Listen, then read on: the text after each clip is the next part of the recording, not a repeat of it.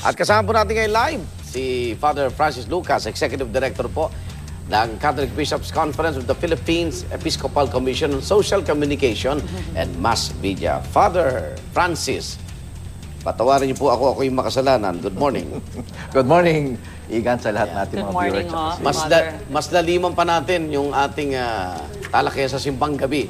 Anong halaga nito? Anong meaning ito sa mga Katoliko? Well, Pasko na naman, kaya unang-una yung joy. No? Ang tingin ko, yung Simbang Gabi is a devotion. Matagal yan tradisyon yan eh. 400 years na yan.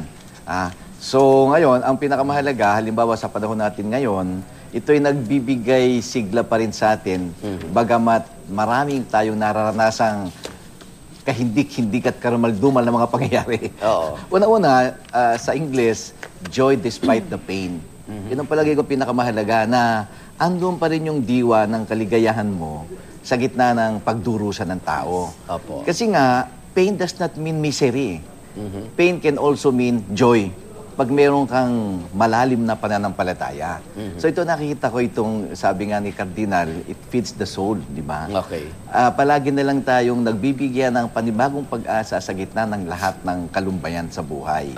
At ito nga, yung dedication ng Filipino, kasi sa buong daigdig, tayo lang meron yan eh. Imagine. Sa buong daigdig, yes. Kung meron man sa US, kung saan man yan, Filipino nagdala doon.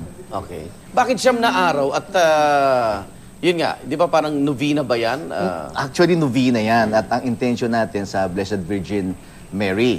Kaya nga sinasabing Aguinaldo Mass kasi gift of God to us, yung kanyang, yung pagdating ni Cristo. Pero tayo naman, gift din natin sa kanya yung siyam na araw na gigising ka ng umaga, ganyan, di ba? Tapos sisimba ka.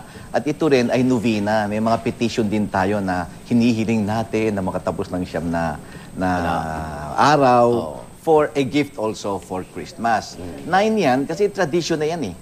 Tradition na yan na mula pa sa sinaunang panahon ng Katoliko, mahalaga yung 9 as novena. Prayer, tsaka yung anticipation, no, tsaka indulgences, at ganoon din ang mourning. Yung pag nalulungkot ka pag tapos may namatay, yun na, hindi ba? Novena yan. 9 days din, di ba? Yung una-una, 9 days. Tsaka tandaan natin, mula nung ascension hanggang sa pagdating ng Espiritu Santo, nagdasal din si Mary at mga apostles noon. 9 days din before the Pentecost, from Ascension to Pentecost. So tingnan mo, mahalaga yung 9 days. Significance. Ano ubang simbolo ng 9? Well, yun nga 9 eh. Naging, yun, ang alam ko lang dyan. Is there a message bakit 9 or? Tradition din yun. Tradition lang talaga. Halimbawa, yung nagaya lang natin, yung prayer nga between Ascension up to Pentecost. Yes. 9 days. So dahil sa mga kwento din po sa Biblia na parang very prominent ang number 9. Oo, at saka sa culture noon, yung pag may namatay, yung mourning is also 9, even with the Greeks. So nung panahon ng ating Panginoon. So yun lang naman ang ano nung 9. Kaya novena. Pero may mga lumapit na ba na yung nagbigay ng kanilang testimonya na after hearing yung Simbang Gabi, Father, talagang natupad yung aming mga hiling. Hindi lang yun eh. Marami nagsasabi sa akin na magsisimba ho kami. Naku, baka kailangan makatupad namin yung siyam na araw. Yung iba nga, pag hindi nila natupad yung 4 o'clock, nagsisimba sila sa ibang oras na may kumimisa sa isang parokya. Pero masamang loob, naku, nasira ako yung siyam na araw ng novena. Yung anticipated, pwede din naman ho, diba? Oo nga, pero yung feeling kasi... Yung madaling araw. Oo. Tradisyon yung sakripisyo, nagigising ka. Oo. Early morning, 3 o'clock, gumigising ka na eh. Father, yung mga misa sa mall. Oo.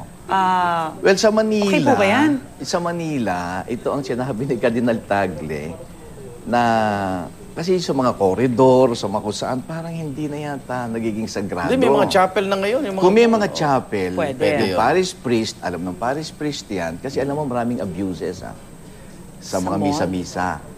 Hindi, sa lahat. Iba may mga peking pare, may mga, alam mo na. So wala na yung tunay na diwa nung celebration. Napakahalaga pa naman niya sa ating mga Pilipino, di ba? So yun ang tsaka maraming distraction sa mall eh, no? Magulo. Parang kasi habang nagbibisa, iniisip mo kung kasi yung budget mo dahil after ng mas, iikot ka sa Christmas shopping ka. Okay. Ano po ang tema ngayon ng CBCP sa Pasko? Well, ang tema, marami nga nagtatanong niyan, each diocese may have its own theme. Okay. Pero hindi naman required na ang buong Pilipinas may Opo, theme. opo. Pero usually, pag ikaw ay nag-homily at ikaw ay isang pare, siyempre, you look at the signs of the times. Napakahalaga ng signs of the times. Ano ang mga senyales na pinapakita ng Diyos sa atin? Para lalo nating madama ano ang sinasabi ng Diyos sa ating mga puso. Opo. Well said, Father. Bless us all, ha? Bless me, Maraming Father, salamat for po. I have sinned. Father Francis Lucas po ng CBCP.